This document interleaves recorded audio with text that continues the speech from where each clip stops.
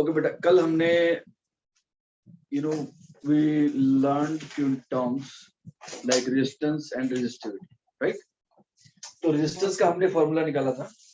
Resistance came out to be R equals to ML upon A N E squared tau.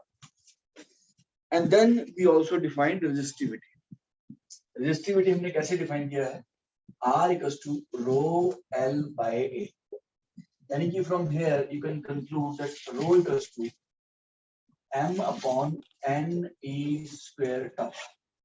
This is the resistivity. बेटा अब थोड़ा ध्यान से समझना, what is the difference between resistance and resistivity? Just a second.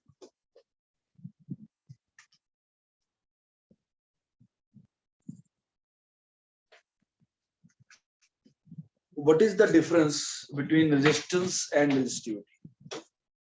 काफी सारे लोगों को बेटा ये सेम लगता है, resistance and resistivity, but they are different, right? It's something like mass and density, right? अब समझने की कोशिश करना. Resistance and resistivity का basic difference क्या है? Resistance depends upon the object. Object का size, length कितनी है, area of cross section कितना है, resistance इस पे depend करता है. जबकि resistivity जो है वो सिर्फ material पे depend करता है, right? मैं आपको एक छोटा सा एग्जांपल देता हूँ. This is the formula for resistivity and इसका यूनिट था ओम और इसका यूनिट क्या था बेटा? ओम मीटर. अब समझना ध्यान से. सपोज मैंने ये एक रॉड, ये this is the rod suppose made of copper. इसकी लेंथ L है और इसका एरिया A है, right? Let us take another rod, एक दूसरी रॉड कंसीडर करते हैं. इसका एरिया A है और इसकी लेंथ 2L है and this is also made of copper. But अगर इन दोनों की आप रेजिस्टेंस मेजर करोगे तो इसकी रेजिस्टेंस ज्यादा है, right? Resistance of this wire या this rod will be more as compare to this. लेकिन इन दोनों की रेजिस्टिविटी सेम होगी. क्यों? क्योंकि मटेरियल सेम है, कॉपर का बना हुआ है. Both of them are made of copper, so resistivity of this and this is same. But क्योंकि इसके अंदर इसकी लेंथ डिफरेंट है एज कंपेयर टू दिस, तो इसकी रेजिस्टेंस इससे डिफरेंट होने वाली. तो रेजिस्टेंस जो है वो डिपेंड करेगी ऑब्जेक्ट का लेंथ कितना है, एरिया ऑफ क्रॉस सेक्शन कितना है. सपोज अगर आप एक ऑब्जेक्ट लेते हो, उसको स्ट्रेच कर दो. मान लो एक आपने वायर ली and you stretch the wire to double its length. मतलब आपने वायर को खींच के उसकी लेंथ बढ़ा दी, तो क्या चेंज होगा?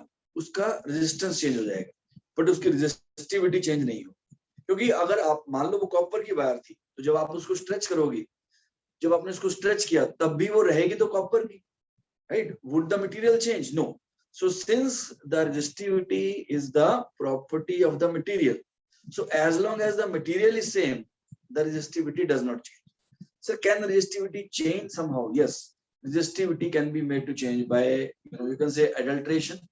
अब मटेरियल ही चेंज करना पड़ेगा या फिर आप टेम्परेचर चेंज कर दो. टेम्परेचर चेंज करने से भी रेजिस्टिविटी चेंज हो सकती है और मटेरियल चेंज करने से भी रेजिस्टिविटी चेंज हो सकती है, राइट? ये दो चीजें हैं जिससे आप यहाँ से फॉर्मूले से भी आप बेटा सोच सकते हो. क्या m चेंज कर सकते हैं? No. m is the mass of electron, you can't change the mass of electron, right? n is the number density of free electron. इसको भी हम नेक्स्ट लेक्चर में स्टडी करेंगे. इस n को हम चेंज कर सकते हैं, यानी कि फ्री इलेक्ट्रॉन किसी मटेरियल के अंदर कितने हैं उसको चेंज किया जा सकता है. E you can't do anything about it. E is the charge of electron, वो तो फिक्स ही रहेगा. 1.6 into 10 to the power minus 19. Tau is the relaxation time, यानी कि time between two collisions. Yes, this can also be altered. इसको कैसे alter करेंगे? You can alter it by changing the temperature. तो resistivity can be changed by either changing the temperature or by changing M. ठीक है? तो आपको याद रखना है कि रेजिस्टेंस ऑब्जेक्ट पे डिपेंड करेगी, राइट? मटेरियल के साथ साथ ऑब्जेक्ट भी मैटर करेगा कि भाई कितना उसका लेंथ है, कितना उसका एरिया ऑफ क्रॉस सेक्शन है. जबकि रेजिस्टिविटी में ऐसा नहीं होने वाला. Resistivity of copper is same. चाहे उस कॉपर से आप कैसा मर्जी वायर बना लो, कॉपर की रेजिस्टिविटी जो है वो सेम रहने वाली है. ओके, लेट अस इसको एक क्वेश्चन में यूज करते हैं, उससे आपको क्लियर हो जाएगा.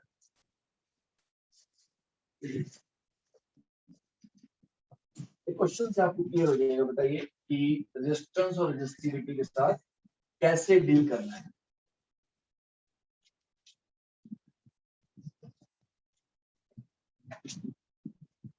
Now let us take a question. Question is, a wire of length L has a resistance R.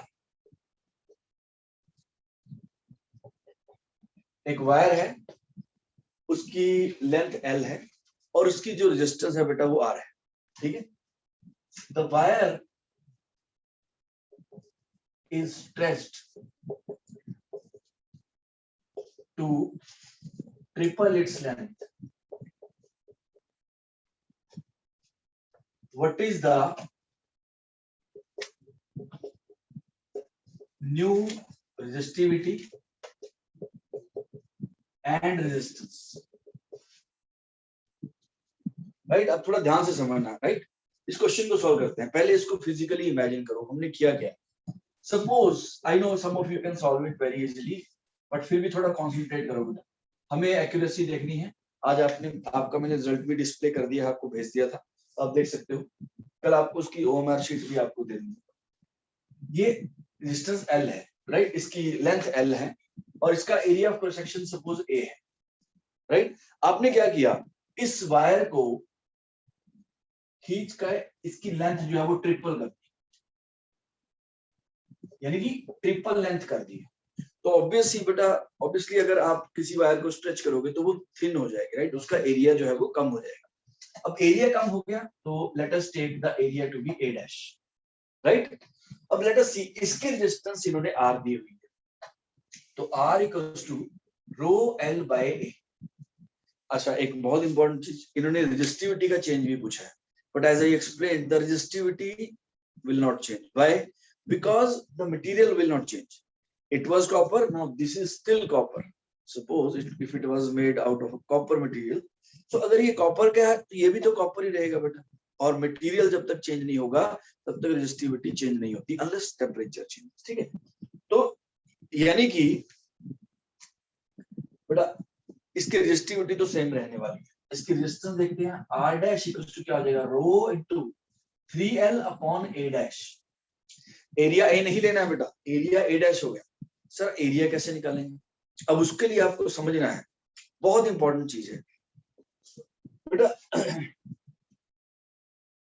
अगर ये कॉपर है, ये भी कॉपर है, राइट, जब आपने इसको स्ट्रेच किया, मान लेते हैं, सुनना बेटा ध्यान से, मान लेते हैं इस रॉड का जो मास है 1 kg है, तो इस रॉड का मास भी 1 kg होगा, राइट, मास तो सेम रहेगा। ऐसा तो नहीं है कि आप उसको स्ट्रेच कर दो तो वो हल्का हो जाएगा, भारी हो जाएगा, नो। अब मास इसका सेम है, अब ये भी कॉपर है तो ये भी कॉपर है, तो डेंसिटी भी सेम है, right, density won't change, right, copper की जितनी डेंसिटी वो तो उतनी रहेगी।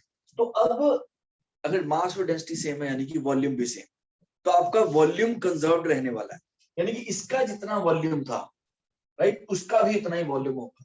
इसका वॉल्यूम कितना हो जाएगा, ये वॉल्यूम कंजर्वेशन से निकलेगा A इंटू L। सिलेंडर का वॉल्यूम क्या होता है बेटा, area of cross section into length. So A into L इसका वॉल्यूम हो गया, इसका वॉल्यूम कितना हो गया, A dash into 3L। So L cancel हो गया, तो A डैश की वैल्यू कितनी आ गई बेटा, A बाय 3, यानी कि एरिया इसका 1/3 हो जाएगा। ओके, इसका एरिया 1/3 हो गया। अब सुनना ध्यान से, अब हम फॉर्मूला लगा देते हैं। R डैश क्या है बेटा, R dash equals to rho into 3 into L upon A dash is A by 3। So R dash कितना आ गया, 9 into rho L by A, right. So R dash कितना आ गया, 9 इनटू R, यानी कि जो रेजिस्टेंस है इस वायर की वो पहले से 9 टाइम्स हो जाएगी। Is this clear to everyone? Yes sir. Yes sir. Good बेटा, प्लीज नोट दिस डाउन।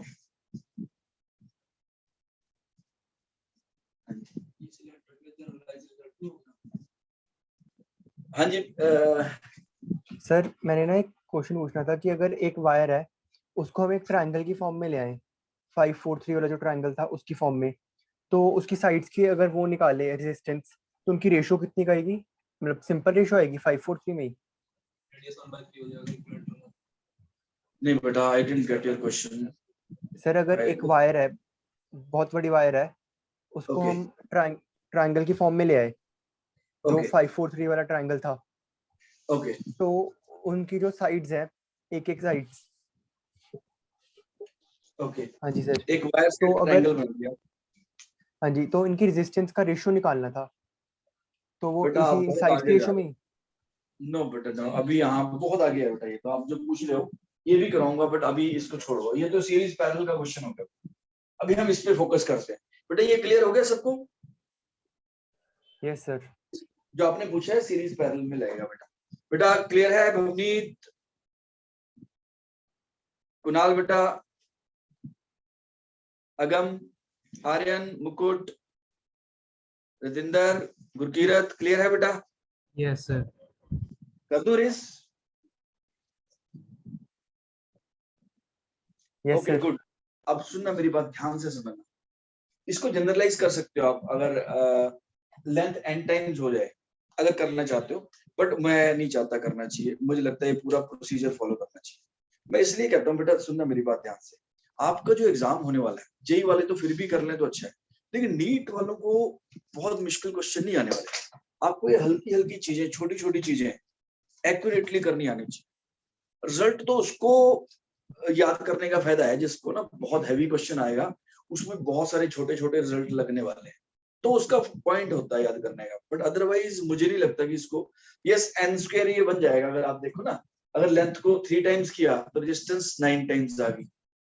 तो अगर बेटा लेंथ डबल कर दी जाए, सोच के देखो, अगर क्वेश्चन होता कि wire is stretched to double its length, wire को डबल लेंथ कर दिया बेटा, 2, अब यहाँ पे देखो, यहाँ 2 आ जाएगा, है ना? तो आपके पास क्या आ जाएगा? 4 टाइम्स आ जाएगा। तो आप देखो, जितने टाइम्स लेंथ हो गई उतने ही टाइम्स, मतलब उसका स्क्वायर टाइम्स जो है वो रेजिस्टेंस हो जाएगा। ठीक है, ये ठीक है। लेकिन प्रॉब्लम क्या है कि सोचो ना, आप अभी करंट इलेक्ट्रिसिटी कर रहे हो, एक छोटा सा चीज है ये। अब उसके ऊपर कितना कुछ आने वाला है, कितने सारे चैप्टर आएंगे, फिर 11th के चैप्टर भी आएंगे, तो ये याद मुझे लगता नहीं रहता है, बहुत सारी चीजें हो जाती है। ठीक है, but still if you want to generalise, you can generalise. I hope it is clear to everyone. So I am erasing this. एक क्वेश्चन और करते हैं बेटा, ये आप करो, ये आप करके मुझे दिखाओ, फिर मैं करूँ। इशिता बेटा क्लियर है? Bhavneet, Prabhjeet? Yes sir. Okay good. अब एक क्वेश्चन करो बेटा सब लोग। A wire of length L has a resistance R. The wire is stretched such that the radius of the wire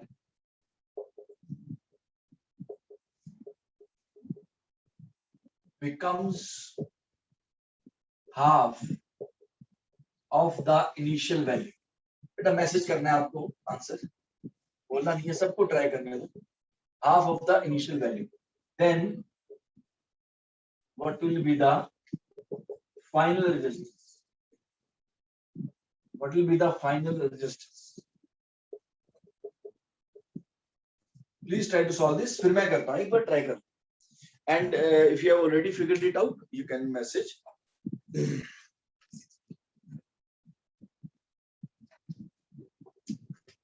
Please try to solve this.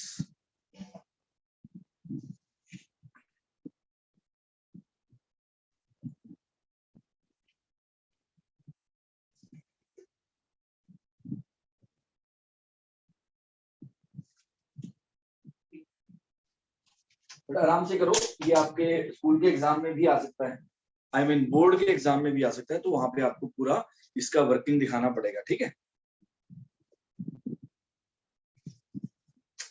Yes बेटा फागुन्या बिल्कुल ठीक है, गुड गुड। बेटा सब लोग ट्राई करो, हर्षिता बेटा, शुभव्या, सब लोग ट्राई करो। कुणाल बेटा get the answer, Gurkirat, Himanshu बेटा कोशिश करो, फिर मैं करता हूँ सॉल्व।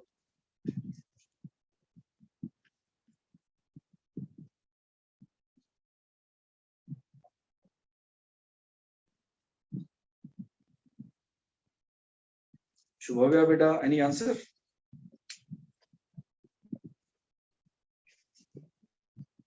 नो बेटा, you have made some error. चलो मैं करता हूँ बेटा, थोड़ा ध्यान से देखो। ये कहते हैं एक वायर है, अगर बेटा बेसिक से करोगे ना कभी गलती नहीं होगी। लेंथ L, इसकी रेडियस हम ले लेते हैं R, राइट। अब आपने क्या किया है बेटा, इसको स्ट्रेच करके इसकी रेडियस आधी कर दी, radius has become R/2। Sir इसमें एरिया तो है नहीं, तो एरिया निकालना कितनी बड़ी बात है बेटा, area is pi R square. Cylinder की साइड्स जो है वो सर्कल होती हैं, तो इसका मतलब इसकी डिस्टेंस अगर आप लिखोगे क्या आ जाएगा, rho into L upon area यानी pi R square, right.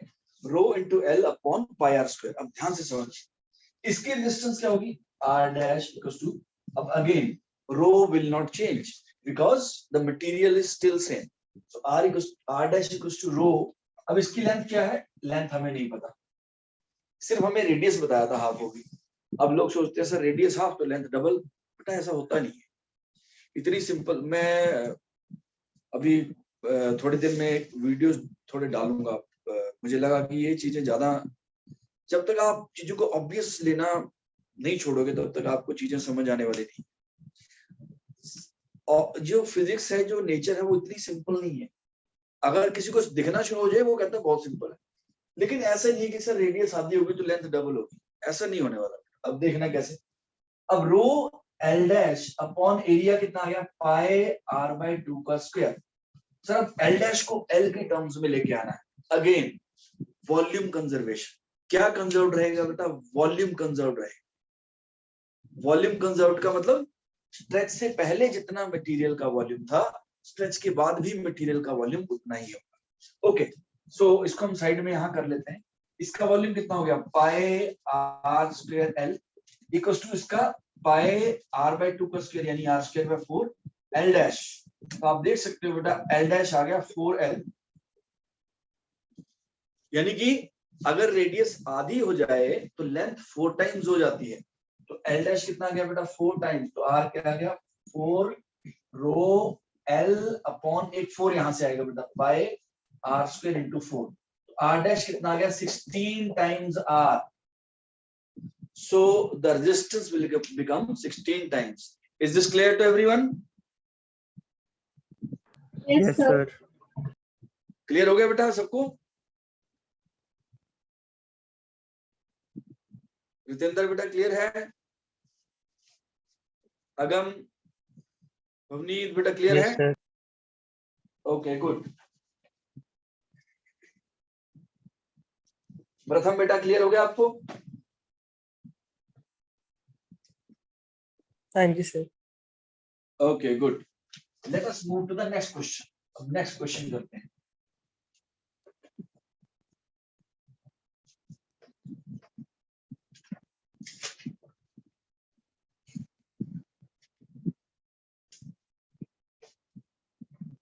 Suppose एक क्यूबॉइड है, देखना बेटा ध्यान से, आपको एक बहुत इंटरेस्टिंग चीज यहाँ पे पता लगेगी।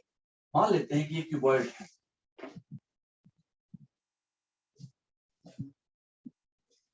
राइट।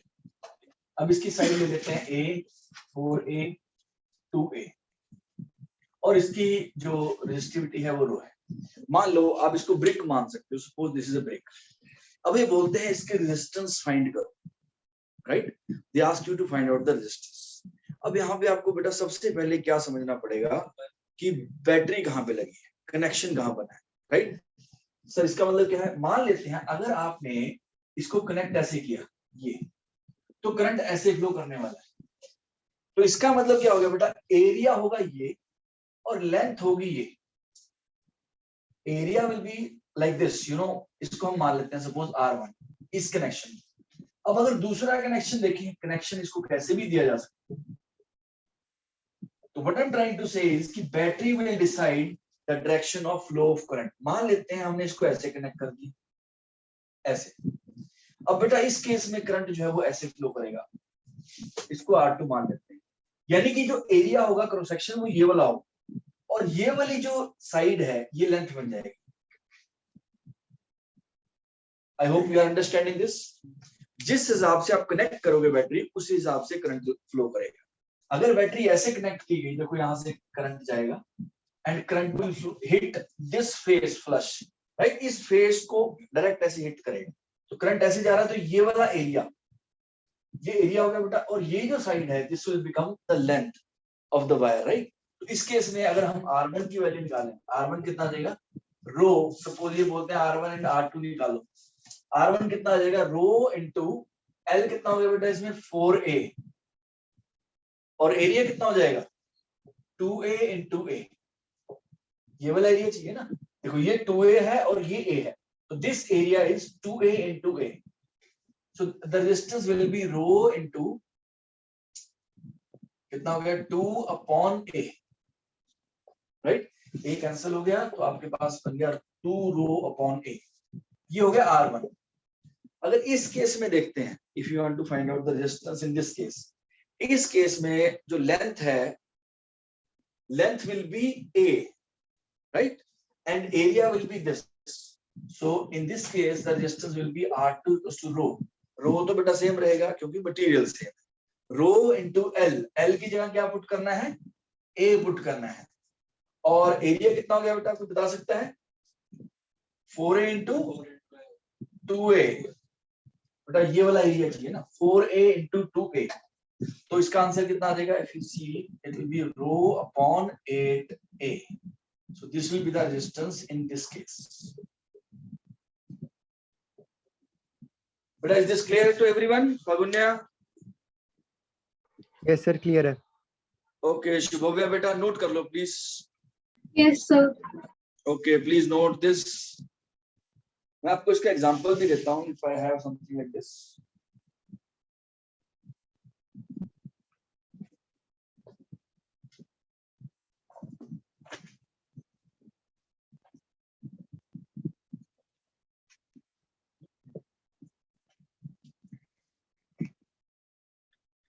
जैसे बेटा आप इसको अगर देखो, इसको अगर बैटरी आपने ऐसे लगाई है, ये देखो एक वायर ऐसे लगाई, तो वायर ऐसे लगेगी बेटा, करंट ऐसे जाएगा, तो एरिया ये वाला आएगा, ये वाला, मतलब वायर जहां लगती है उसके सामने जो एरिया होता है बेटा, वो एरिया आपने लेना है, और लेंथ उसके जिसके थ्रू करंट जा रहा है। लेकिन इसी को अगर आप बैटरी ऐसे लगा दो, जैसे मैंने बताया, अगर वायर ऐसे लगा देंगे तो एरिया ये ऊपर वाला आएगा, और लेंथ कितनी आएगी, ये जो छोटी सी आई ना, ये thickness, that will be the length. तो आपको इसका ध्यान रखना है कि रेजिस्टेंस किसके अक्रॉस पूछी गई है, इसको बोलते हैं अक्रॉस दीज फेसेस। अगर मैं बोलूं A B C D E F से G एंड यहाँ पे H, ये बोलेंगे resistance across face A B C D एंड G F C H, इसके अक्रॉस, यानी बैटरी आपने ऐसे कनेक्ट की है, और यहाँ पे इसके across, right, you can see B F E C। Is this clear to everyone? Yes sir. Yes, sir. Okay, good beta, good. Okay, so I'm erasing this.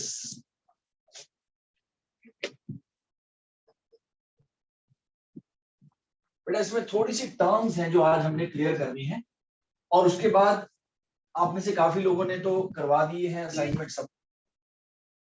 I am giving you one more day, lot of you have submitted, कुछ लोगों ने नहीं किया है, वो please कल तक submit करवा देना अपनी असाइनमेंट, ठीक है। उसमें 2-3 टर्म्स हैं जो आज हम सीखेंगे, राइट। पहली है conductance,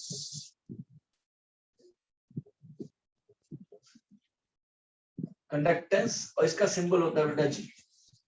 What is conductance? Conductance is equals to 1 upon resistance. 1 upon resistance को बेटा कंडक्टेंस डिफाइन किया गया है, राइट।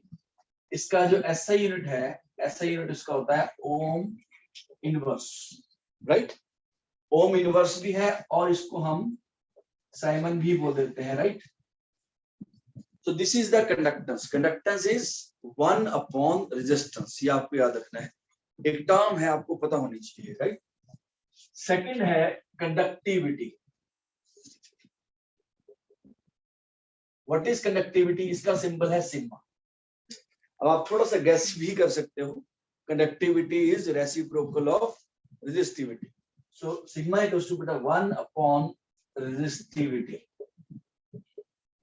एंड ऐसा यूनिट इसका क्या आ जाएगा, ohm inverse metre inverse, right.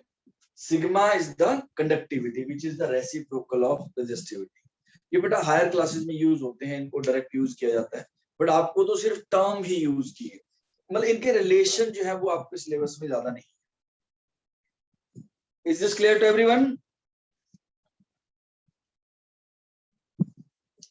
बेटा just Yes, sir. Definition, conductance is 1 upon resistance, SI unit ohm inverse. Conductivity is 1 upon resistivity, SI unit ohm inverse meter inverse. उसके बाद थर्ड है current density. Late us see what is current density. Current density का symbol होता है बेटा J।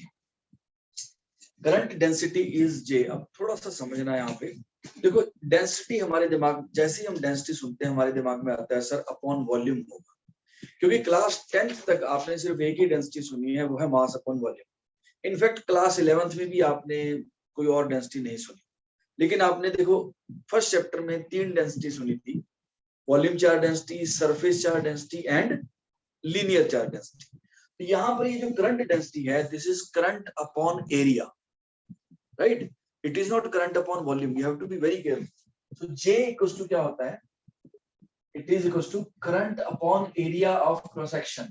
मतलब अगर एक वायर है, इसमें से करंट फ्लो कर रहा है, जैसे इस तरफ, लेट अस सपोज बैटरी आपने कनेक्ट कर दी, इसमें से करंट फ्लो कर रहा है I, तो इस एरिया को अगर आप करंट से डिवाइड कर I upon A, this is called current density and it is a vector quantity. It is a vector quantity. Sir vector quantity है तो डायरेक्शन होनी चाहिए, इसकी डायरेक्शन होती है, if direction is along electric field. जिस तरफ इलेक्ट्रिक फील्ड होता है बेटा, मैंने बताया था इस तरफ पॉजिटिव से नेगेटिव, तो इस तरफ इलेक्ट्रिक फील्ड है, तो इसी तरफ इस करंट डेंसिटी की जो है वो डायरेक्शन होने वाली है। ये छोटे छोटे पॉइंट्स हैं जो आपको याद रखने हैं। Current density current upon area, बेटा कर्व्ड सरफेस एरिया से डिवाइड मत कर देना, you have to divide by area of cross section, right? यानी कि करंट अगर इससे फ्लो कर रहा है, इतने एरिया से कितना करंट जो है वो बाहर आ रहा है, current upon area, right? And SI unit क्या हो जाएगा इसका, आप देख सकते हो, SI unit will be equal to ampere metre minus 2। Ampere per metre square is the SI unit of the current density. Please note this down.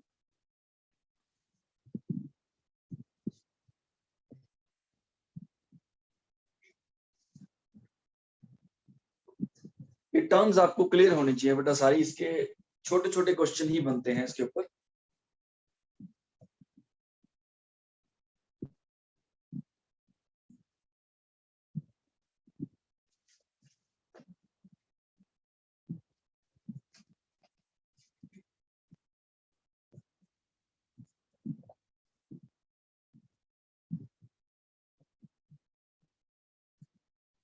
बेटा सबको क्लियर हो गया आज? Yes, sir. Okay good. Ishita बेटा क्लियर है? भवनीत, अगम, कुणाल, मुकुट बेटा, Aryan clear है? Yes, sir.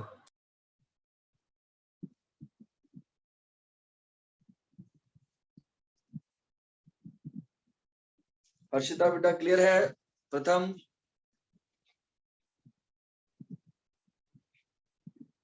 उर्वशी बेटा क्लियर है सबको?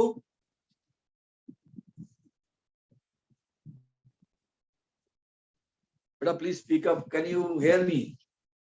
Yes, sir. ओके क्लियर हो गया ना बेटा सबको? Asimata? Yes, sir. Okay good. Let us move to the next relation. इसमें छोटी छोटी टर्म्स हैं, as I told you lot of times. Next है हमारे पास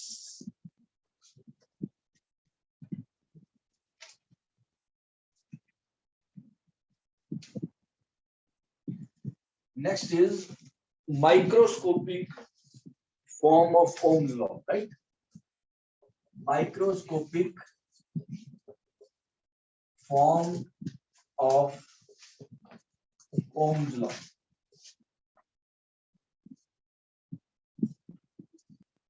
ये इसका क्या कहता है, थोड़ा देखना है इसमें। इसमें हमें J एंड सिग्मा का रिलेशन निकालना है। इन तीनों का रिलेशन लेके आना बेटा, जे सिग्मा एंड ई। जे क्या है? करंट डेंसिटी, सिग्मा क्या है? कंडक्टिविटी, राइट, एंड ई क्या हो गया? Electric field. सर ये कैसे लेके आएंगे? बड़ा सिंपल है, देखो आई इक्वल टू क्या होता है आपके पास, आपको पता है आई इक्वल टू होता है A N E V D. I think अब तक तो आपको याद हो गया होगा, ये याद होना चाहिए बेटा, इस पे क्वेश्चन भी बन सकता है और नेक्स्ट चैप्टर में भी ये थोड़ा बहुत यूज होगा। So I equal to A N E V D. I क्या है? Current, A is the area of cross section, N is the number density of free electrons, E is the charge on electron and V D happens to be the drift velocity. Okay, अब इसको A से divide कर देते हैं दोनों side. I upon A equal to N E V D. I upon ए क्या बन गया हमारे पास बेटा? जे। चलो जे तो आ गया हमारे पास। ओके, अब इलेक्ट्रिक फील्ड लेके आना है। इलेक्ट्रिक फील्ड और ड्रिफ्ट वेलोसिटी का रिलेशन हमने निकाला था। वीडी किसके इक्वल होता है बेटा? E upon M into tau. तो वीडी की वैल्यू पुट कर देते हैं, J equal to N E upon M into tau. Okay, electric field भी आ गया, J equal to N E square tau by M into E. Sir ये sigma कैसे लेके आएंगे? अब सिग्मा का फॉर्मूला मुझे भी नहीं पता, लेकिन ये पता है कि sigma is 1 upon the resistivity. मेरे को बेटा एक मैंने एफर्ट करके ना ये याद कर दिया था, R equal to M L upon A N E square tau. ये डिराइव करना थोड़ा मुश्किल होता है, वो 3 रिजल्ट से आया था, हमने देखा था, तो ये मैंने एफर्ट करके किसी तरीके से याद कर दिया। अब अगर इसको थोड़ा ध्यान से देखो, R equal to M L upon N E square tau into A. L upon A छोड़ दो तो ये रेजिस्टिविटी बन जाता है, तो बेटा रो की वैल्यू कितनी आ गई? M upon N E square tau. और सिग्मा क्या है? 1 अपॉन रो।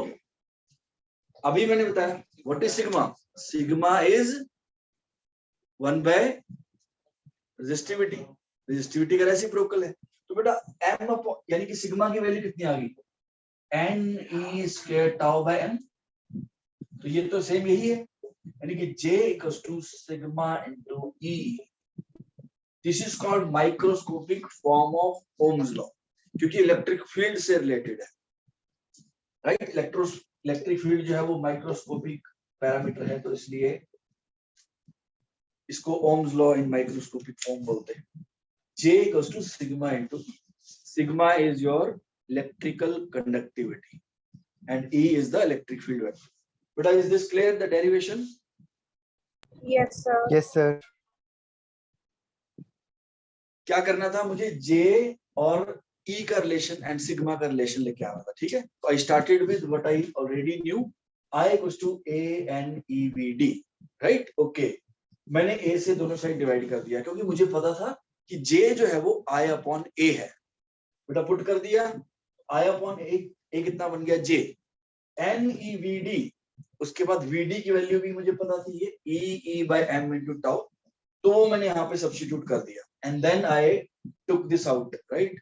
सिग्मा, ये बेटा मुझे भी याद नहीं है, as I told you, I just remember this for sure, ये मैंने जरूर याद किया, तो यहाँ से निकाल दिया and J equals to sigma E आ गया। ये आपको रिलेशन याद रखना है, इस पे भी छोटा बड़ा क्वेश्चन बन सकता है, कोई बहुत ज्यादा इसके ऊपर रिसर्च तो नहीं कर सकते। Please note this down.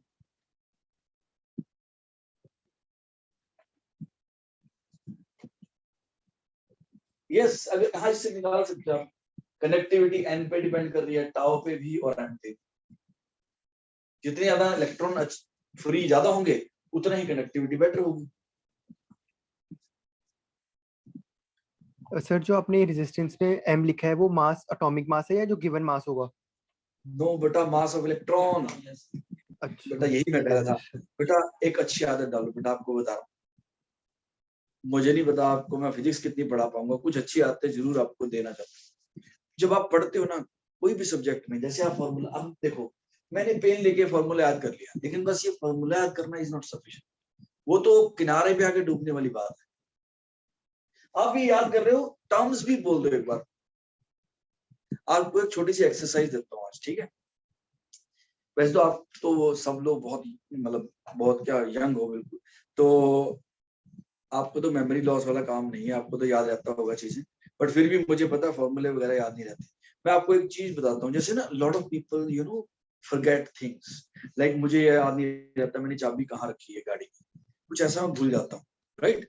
कभी मुझे पेन मैंने कहाँ रख दिया, मार्कर कहाँ रख दिया। यस, मोबाइल तो सबको याद रहता कहाँ रखा है। ये चीजें भूल सकता है, मोबाइल नहीं बंदा भूल सकता। अब अगर आपने मान लो जैसे अगर मैंने की रख के कहीं मैं भूल गया हूँ, लेकिन अगर मैं बोल दूं ना, समझना बेटा, अब ये मैंने निकाला है, ये मैंने ऑब्जर्व किया है कि अगर मैं बोलता हूँ, सपोज मैं घर आया, मैंने की रखी, मैं अगर तो मैंने रख दी और बोला नहीं तो मुझे याद नहीं रहेगा। लेकिन अगर मैं बोल दूं मैं की टीवी के ऊपर रख रहा हूं, बस ये बोलना है, उसके बाद वो मुझे नहीं बोलता। अगले दिन मैं उठूंगा मुझे, क्योंकि मैंने एक बार बोला था ना, जब मैंने बोला तो मेरे बहुत सारे सिस्टम इन्वॉल्व हो गए, तो मुझे याद रहता है। तो मैं कह रहा हूँ कि जब आपने ये याद कर लिया तो आप एक बार बोल दो। जैसे देखो कितना बड़ा ब्लेंडर तुमने कर दिया बेटा, एम एटॉमिक मास बोल दिया था। जब डिराइव किया था, m was the mass of electron. देखो देखने में दीज थिंग्स लुक इनॉक्युअस, यानी इनॉक्युअस मतलब ऐसे लगता है कि ये तो कुछ है ही नहीं है, सर क्या है छोटी छोटी चीजें बार बार बता रहे हैं, बट मुझे पता है यहीं पे गलती होती। तो आपको याद रखना है। तो this is one more relation we took out, J equals to sigma E। अब आपको सारी टर्म्स क्लियर हो गई हैं बेटा फर्स्ट और सेकंड वर्कशीट की। Now there is no excuse, कल तक आपको बाकी सारे भी करके मुझे क्वेश्चन देने हैं। J इज करंट डेंसिटी, अभी इसके थोड़े से क्वेश्चन करेंगे। Sigma is electrical conductivity and E is the electric field through the wire, right? बेटा क्लियर हो गया सबको? Yes, sir. Yes, sir. Okay, हाँ जी बेटा। यस बेटा, एक दो चीज और है, अब क्वेश्चन करेंगे उसमें आपको क्लियर हो जाएगा। Just a second.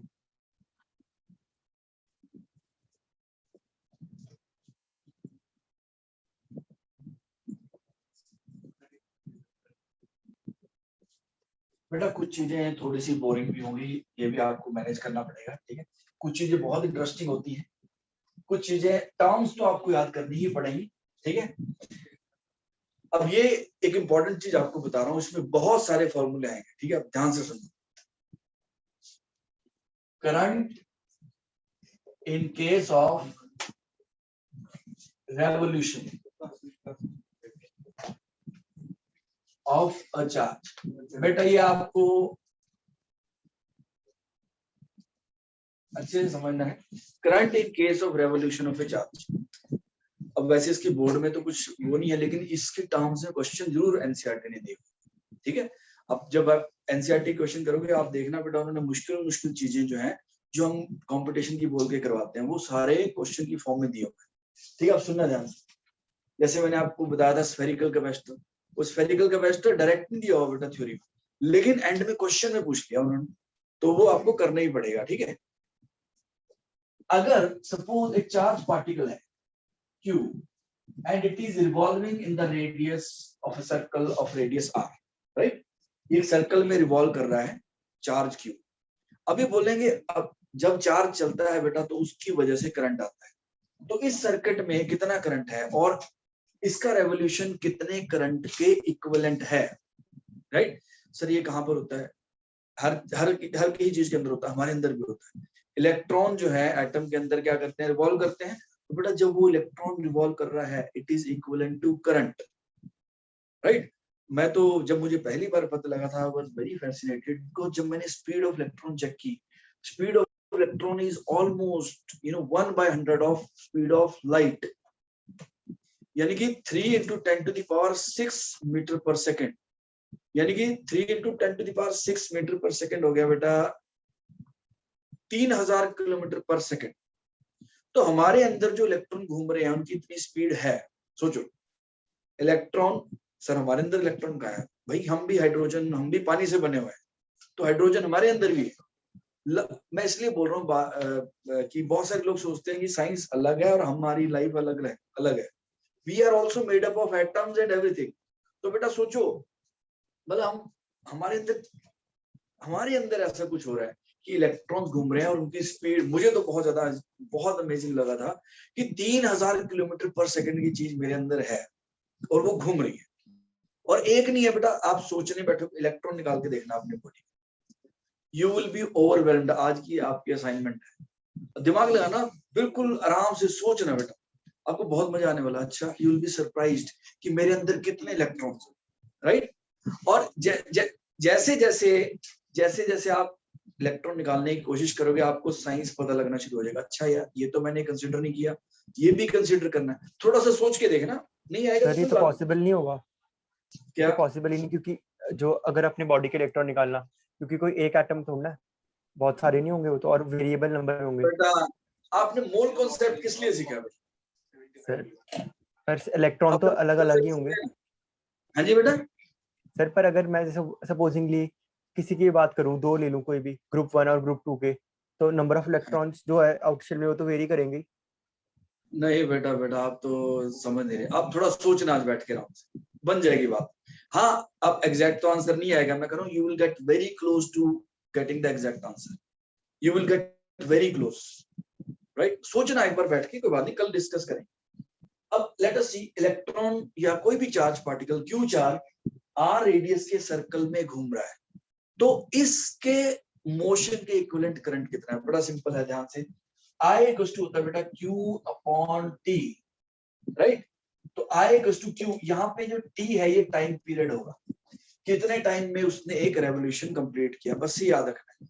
अब ये रिजल्ट तो आ गया, लेकिन टाइम पीरियड को बहुत सारी फॉर्म में लिख सकते हैं। Time period now can be expressed in lot of forms.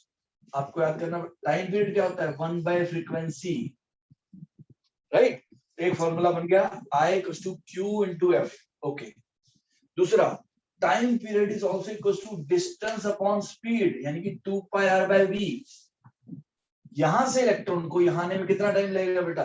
Distance कितना हो गया? 2 पाई आर, और स्पीड कितनी है? सपोज v स्पीड है, एक फॉर्मूला और बन गया, q upon 2 pi r into v। Okay good. और टाइम पीरियड को आप 2 पाई बाय ओमेगा भी लिख सकते हो। अब ये सर्कुलर मोशन यूज हो रहा है बेटा, जिसको सर्कुलर मोशन अच्छे से आता है तो उसको तो ये रटना जरूरत नहीं है, उसको पता है, तो आप इसमें पुट कर सकते हो, I equal to Q upon 2 pi by omega. You can see कितने सारे फॉर्मूले बन गए। I don't think anyone can mug these without knowing what they are. अगर वो मग करेगा तो कुछ, फिर उसको तो कोई फायदा नहीं है, अप्लाई नहीं कर पाएगा। तो आप देखो, अगर एक कोई चार्ज पार्टिकल बेटा घूम रहा है, तो उसका अगर करंट निकालना है, जब भी कोई चार्ज पार्टिकल चल रहा है, it is equivalent to current. तो यहाँ पर घूम रहा है तो मतलब चल रहा है एक तरीके से, तो उसका करंट निकालना है बेटा, तो क्या आएगा? Q upon t. यहाँ पे टी की वैल्यू टाइम पीरियड होगी, राइट। तो टाइम पीरियड के मैंने आपको रिलेशन बता दिए। Time period is 1 by frequency, it is also equal to 2 pi r by v, it is also equal to 2 pi by omega. Omega is angular velocity, v is linear velocity, r is the radius and f is the frequency. अब आप जो assignment में एक दो question है वो भी कर पाओगे, इसको नोट कर लो प्लीज।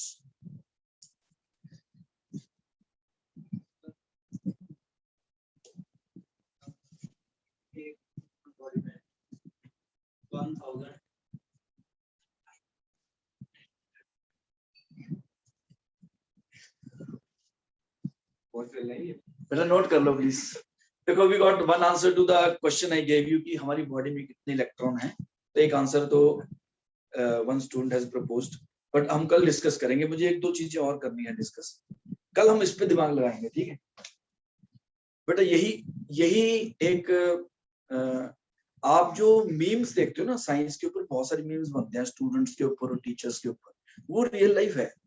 बच्चे सोचते हैं सर मैं पढ़ के क्या आया था और यहाँ प्रैक्टिकली मुझे क्या करना पड़ रहा है। बहुत सारे लोग हैं, I don't know who, I saw something कि वो बोलता है कि स्कूल में बड़े tan theta sin theta cos theta करवाते थे, अब ये मेरी प्रैक्टिकल लाइफ में तो काम नहीं आ रहे।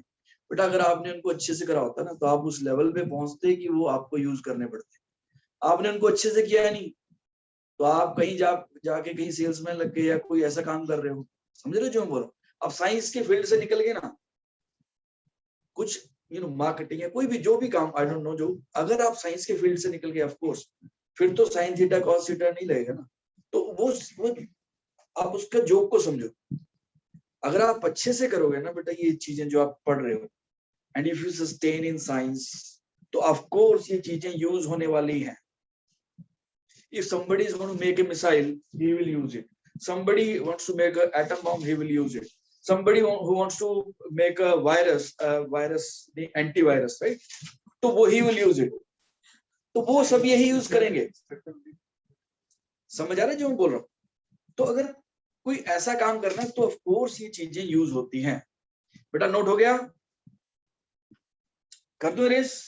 Yes, sir. Okay good. अब अगर आप ये पढ़ के लॉयर बन जाओ तो आप बोलोगे वहां साइन थीटा कॉस थीटा नहीं लग रहा है. बेटा उनकी अपनी टेक्निकलिटीज है. I don't want to demean anything. What I am saying, उनका अपना अलग चीज है, उनकी अपनी, मुझे उनका कुछ पता नहीं. लेकिन अगर साइंस में रहोगे तो आप अच्छे लेवल पे जाओगे. बेटा पक्का sine theta cos theta tan theta definitely use होगा. ये सारी चीजें भी यूज होंगी. ठीक है. ओके.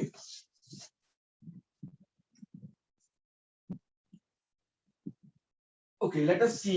एक दो क्वेश्चन करते हैं हम. क्वेश्चन क्या कहता है? Let us write down few questions.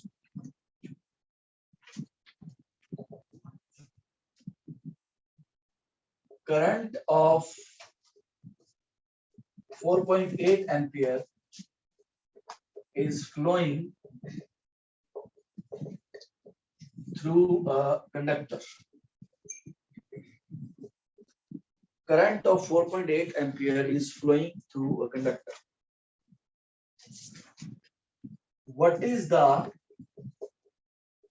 number of electrons? Number of electrons flowing through the cross section. Through the cross section in 1 minute. Right? अब सुनना बेटा ध्यान से, बड़ा अच्छा क्वेश्चन है. Something of this sort is there in your worksheet also. बेटा बस वो वर्कशीट भी कर लोगे अच्छे से तो आपको काफी अच्छा आ जाएगा. काफी सारी चीजें आ जाएगी. आपका बोर्ड्स तो बहुत ही अच्छा हो जाएगा. बाकी आप उससे प्रैक्टिस असाइनमेंट तो करोगे तो और अच्छा होगा. अब लेट अस सी क्या बोलता है. एक वायर मान लेते हैं, उसमें कितना करंट फ्लो कर रहा है बेटा? 4.8 एम्पियर. ओके. अब ये बोल रहे हैं कितने इलेक्ट्रॉन्स पर सेकंड फ्लो कर रहे हैं. सो आई क्या होता है बेटा? आई इक्वल्स टू होता है Q बाय T. राइट. तो करंट कितना दिया हुआ है बेटा? 4.8 एम्पियर. यानी कि अब T हो गया 1 सेकंड. Q यानी कि Q इक्वल्स टू कितना आ गया? 4.8 कूलम. इतना चार्ज फ्लो कर रहा है. अब लेकिन ये तो हमें पूछा है n. So class sorry chapter first Q equals to किसके बराबर होता है बेटा? n into E. 4.8. तो n की वैल्यू कितनी आ गई? 4.8 upon 1.6 into 10 to the power minus 90. n की वैल्यू कितनी आ गई बेटा? 3 into 10 to the power minus 90. But sir plus 19 होगा. yes thank you. yes right. ये ऊपर चला गया. अब इतने इलेक्ट्रॉन पर सेकंड फ्लो कर रहे हैं. Is the question complete? No. They have asked what is the number of electrons flowing in 1 minute. So final answer will be capital N मान लेते हैं suppose 3 into 10 to the power 19 into 60. You have to be very careful when you are dealing with these sort of questions. They look very very easy. इतने electrons पर minute flow कर रहे हैं. अगर आपने यहां तक भी सॉल्व किया तब भी आपका एमसीक्यू तो गलत हो ही जाएगा. बेटा is this clear to everyone? Yes sir. Please note this down. Shubhvya बेटा, हर्षिता क्लियर है? प्रथम. Yes, sir. Yes, sir. Aryan बेटा, मुकुट क्लियर है? Yes sir. ओके बेटा कर दो रेस. भवनीत, गुरकीरत बेटा क्लियर है? Ishita,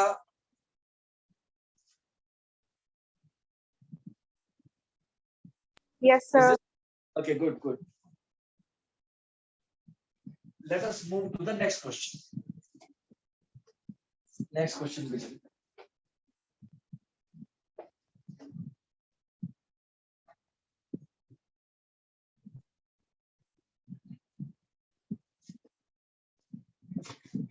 Let us move to the next question.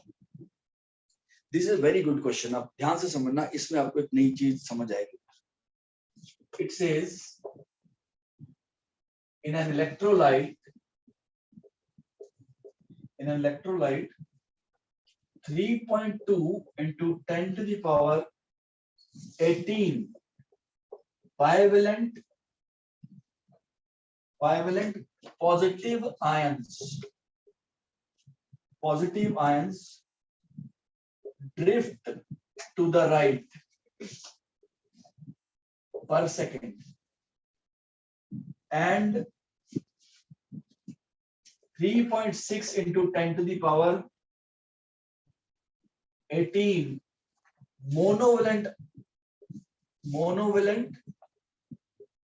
negative ions drift to the left per second. What is the current?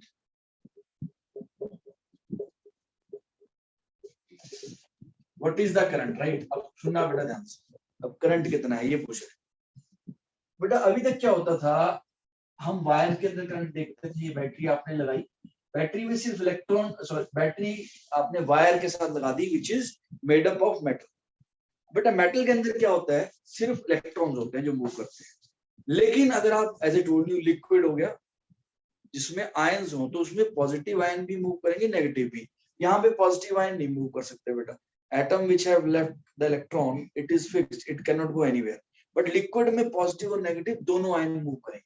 Okay, मान लेते हैं लिक्विड को मैंने डिफाइन कर दिया, इसको मैंने बैटरी लगा दी. तो अब इसमें क्या होगा, पॉजिटिव आयन जाएंगे इस तरफ और नेगेटिव आयन जाएंगे इस तरफ, राइट? अब सुनना बेटा ध्यान से, एक चीज बताता हूं आपको. करंट की जो डायरेक्शन होती है इट इज फ्रॉम, ओके मैंने उल्टा बना दिया, पॉजिटिव रिपेल करेगा तो इसको इधर जाना चाहिए और इसको electrolyte drift to the right. अब सुनना मेरी बात ध्यान से बेटा, करंट की डायरेक्शन जो ली जाती है वो पॉजिटिव से नेगेटिव ली जाती है, राइट? जबकि इलेक्ट्रॉन्स जो हैं वो मूव करते हैं लेफ्ट टू राइट. ऐसा इसलिए है क्योंकि करंट बहुत पहले आ गया था और उसका माइक्रोस्कोपिक एक्सप्लेनेशन बहुत बाद में आया.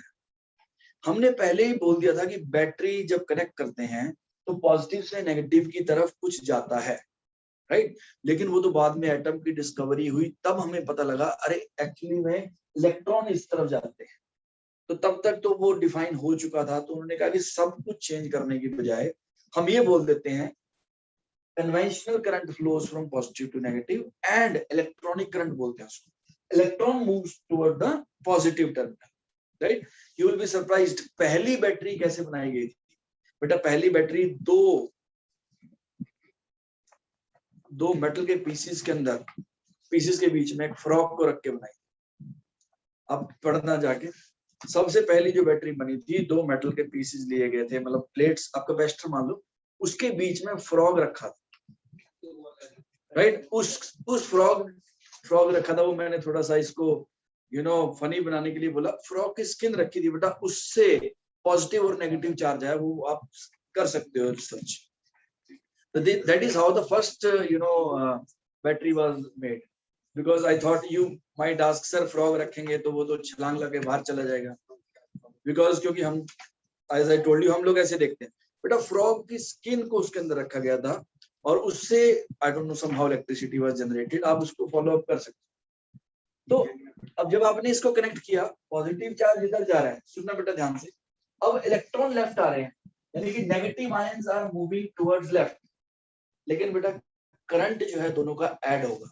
इसकी वजह से जो करंट फ्लो कर रहा है, मान लो आयोन, और इसकी वजह से जो फ्लो कर रहा है, इलेक्ट्रॉन लेफ्ट आ रहे हैं, लेकिन उसका जो करंट है वो राइट की तरफ ही होगा, क्योंकि as I told you electron से ऑपोजिट डायरेक्शन में करंट माना जाता है.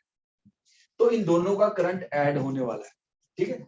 अच्छा, पहले का करंट देखते हैं. फर्स्ट का करंट कितना हो जाएगा, N into, अब इसका बायोवेलेंट है 2E/T, ये 1 सेकेंड हो गया ना. इन्होंने पर सेकेंड ही दिया हुआ है, राइट? तो Ne/T. अब लेट अस सी कितने इलेक्ट्रॉन, कितने दिए हैं इन्होंने, इतने आयंस हैं. सो 3.2 into 10 to the power 18 into 2E। ये करंट हो गया पॉजिटिव चार्ज की वजह से। n इंटू सर 2E क्यों लिया है? बट इन्होंने बोला है कि बायवेलेंट है, यानी कि एक ऐसा आयन है जिसने 2 इलेक्ट्रॉन लूज किए हुए हैं, तो उस पर 2E चार्ज होगा, तो n into 2E upon T, right. और n अपॉन टी दिया हुआ बेटा, इतने आयंस पर सेकंड दिया हुआ है, तो ये आ गया आपके पास। ओके, ये हो गया आपका I1।